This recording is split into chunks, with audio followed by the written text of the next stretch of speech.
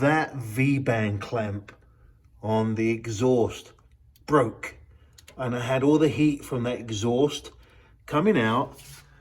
And we've got thermal breakers here. These two 200 amp are thermal breakers, and it popped the thermal breakers. And again, the coach died on the side of the road.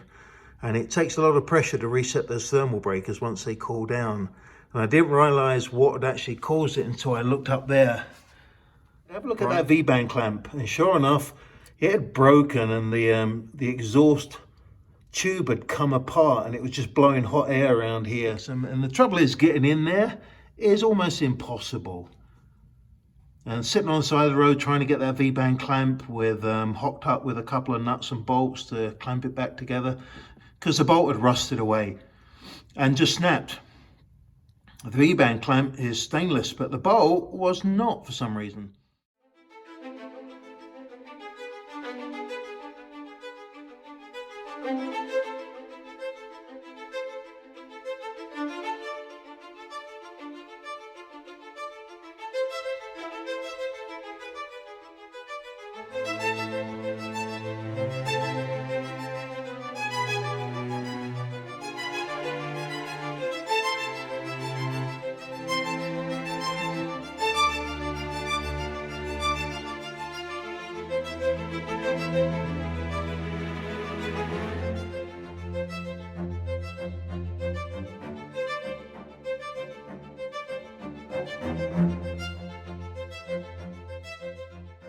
Anyway, so this was the other issue I had that left me stranded on the side of the road, where this V-band clamp underneath here broke.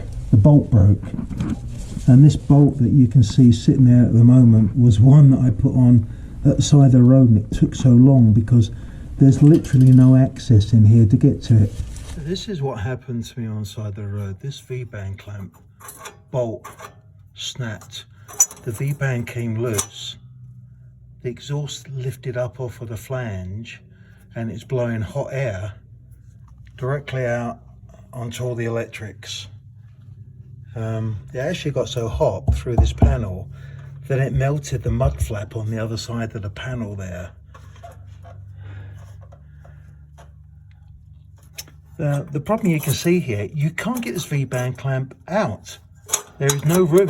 It's a hard valve down the back there. There's no room. Absolutely no room. You can't get it up. I'm going to have to tilt the exhaust muffler just enough to get that thing out of there. Okay, so to get this V-band clamp out of there, I had to drop this muffler, this bolt. It only had 2 threads on this bolt holding the muffler up. And if it wasn't for it corroded, it would have just come off. Anyway, I managed to drop the exhaust enough, the muffler, so I can get this V-band clamp out. I can replace all this wrapping now. Get up. There we have the new clamp put on. As I mentioned before, that clamp is not going to go on unless you drop the exhaust. You can sort of drop it down, providing what sort of bolts you got in here, how long they are. You need to undo these 4 bolts. There's 2 at the front, 1 here, 1 at the back, and then 1 at the back, and then on the opposite side. So there's 4 bolts. You loosen those off. I held this up with a trolley jack and let it down slightly. What that done, it moved this exhaust out of the clamp. This then can move and float, this exhaust pipe, and you can get this clamp on, put the clamp back on, bring the exhaust back up, and then bolt it back into position. This is really tight in here. It's all relative to each other, it's all locked to each other. Although there's a touch condition, that clamp on the chassis rail, I do not know. I tried and I cannot, because of all the tolerance stack ups around here, I cannot get rid of that touch condition. It's barely, nothing serious. I say it's not vibrating because it's all fixed and located with each other, so The only thing it's going to move is this pipe as you go across. Reference to this insulation, the wrapping, you're never going to get the wrapping on with the air filter box and the air filter in. You're going to have to take that out. There's 4 bolts. 1, 2, 3 and 4. That takes that. You've also got a clamp back here on the air feed to the engine, and then a clamp round the boot that comes into the back of the air filter. Pretty difficult to get it in and out, but when it's out you've got so much room and you can do what you want in here. So that was a big issue that left me stranded on the side of the road, as I mentioned. Because of this bracket snapped, this pipe had ridden up and the heat was just blowing out onto all the electrics here. It blew, or it caused the thermal breakers to pop, and it just died. The engine just died. So I'll share this wrapping. It's really easy to get it on once you've got all this room in here, as you can see. The band clamps, these straps, stainless steel straps that I put around here, they're specially designed for this to clamp up. So pretty happy with that. I hope I don't ever have to touch that again.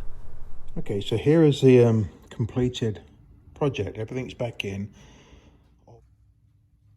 So there's the access that you have to this clamp at the back there. You can't really get to it. You're struggling underneath, trying to come up through here, through this access. And if you've got a plate under here, you've got to take this plate off. And I'm putting a plate back in here now. So with that in, you've got to climb in through this aperture, which is about 14 by 14. It's not big if you look at your coach. You are best to look at that clamp, V-band clamp up there. 5-minute inspection, make sure it's not corroding or in the process of getting close to breaking, because if it is, get it replaced. This video shows you how to replace it in my case. So hopefully you've got some information from this video. I'll drop the band clamp part numbers in there and everything else, just in case you need them. Hope that's been of some help to you. It certainly was a learning experience for me of what needed to be done to get to it. And I learned an easy way of getting this filter in and out, by the way, in the process. Anyway, take care, bye.